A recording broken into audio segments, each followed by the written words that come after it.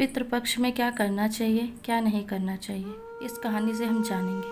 पितृपक्ष की पौराणिक कथा के अनुसार जोगे भोगे दो भाई थे। दोनों अलग अलग रहते थे। जोगे धनी था, भोगे निर्धन था। दोनों में परामर्श बड़ा प्रेम था। जोगे की पत्नी को धन का अभिमान था, किंतु भोगे की पत्नी बड़ी सरल हृदय की थी। दोस्तों, वीडियो पसंद आए तो वीडियो को लाइक, चैनल को सब्सक्राइब जरूर करें।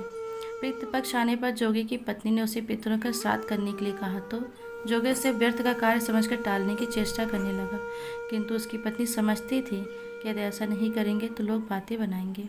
क्या हमें इसलिए श्राद्ध करना चाहिए, लोगों को दिखाने के लिए? फिर उसे अपने मायके वालों को दावत पर बुलाने की, अपनी शान दिखाने की उचित अवसर लगा। अतः वह बोली, आप शायद मेरी परेशानी की वजह से कह रहे हैं, किंतु इसमें कोई परेशानी नहीं होगी। मैं भोगे की पत्नी को बुला लूँगी, दोनों मिलकर सारा काम कर लेंगे। फिर उसने जोगे को अपने पीहर न्योता देने के लिए भेज दिया। ऐसा होता है श्राद्ध। दूसरे दिन उसके बुलाने पर भोगे की पत्नी सुबह सवेरे आकर काम में जुट गई। उसने रसोइयाँ तैयार की, अनेक पकवान बनाए, फिर सभी काम निपटाकर अपने घर आ गई। आखिर उसे भी तो पितरों को तर्पण श्राद्ध करना था। इस अवसर पर जोगे की पत्नी ने उसे न रोका, न वह रुकी। शीघ्र ही दोपहर हो गई। पितर भूमि पर उतरे। जोगे भोगे के पितर पहले जोगे के यहाँ गए तो क्या देखते हैं कि उसके ससुराल वाले वहाँ भोजन पर जुटे हैं। निराश होकर वो भोगे के यहाँ आ गए। वहाँ क्या था, मात्र पितरों के नाम पर अंगारी थी, दे दी गई थी। पितरों ने उसकी राख चाटी और भूखे ही नदी के तट पर जा पहुँचे। पितर को इतना तकलीफ कभी मत देना। थोड़ी देर में सारे पितर इकट्ठा हो गए और अपने अपने यहाँ के श्राद्ध की बड़ाई करने लगे। जोगे भोगे के पितरों ने भी अपनी आप बीती सुनाई। फिर वो सोचने लगे, अगर भोगे सामर्थ होता तो शायद उन्हें भूखा न रहना पड़ता, मगर भोगे के घर में तो 2 जून की रोटी भी खाने को नहीं थी। यही सोचकर उन्होंने भोगे पर दया आ गई। अचानक वो नाच नाच कर गाने लगे, भोगे के घर धन हो जाए, भोगे के घर धन हो जाए। सांझ होने को हुई। भोगे के बच्चे को कुछ भी खाने को नहीं मिला था। उन्होंने अपनी माँ से कहा।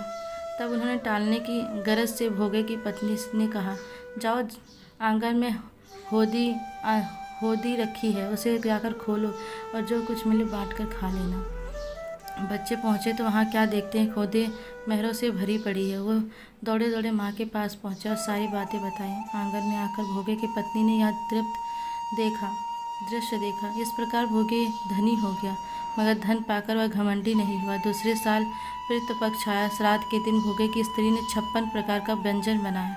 ब्राह्मणों को बुलाकर श्राद्ध किया, भोजन करवाया, दक्षिणा दी। जेठ जेठानी को सोने चांदी के बर्तनों में भोजन कराया। इससे पितर बड़े प्रसन्न थे, तृप्त हुए पितर। दोस्तों, पितर हमसे चाहते क्या हैं? बस भोग ही तो चाहते हैं।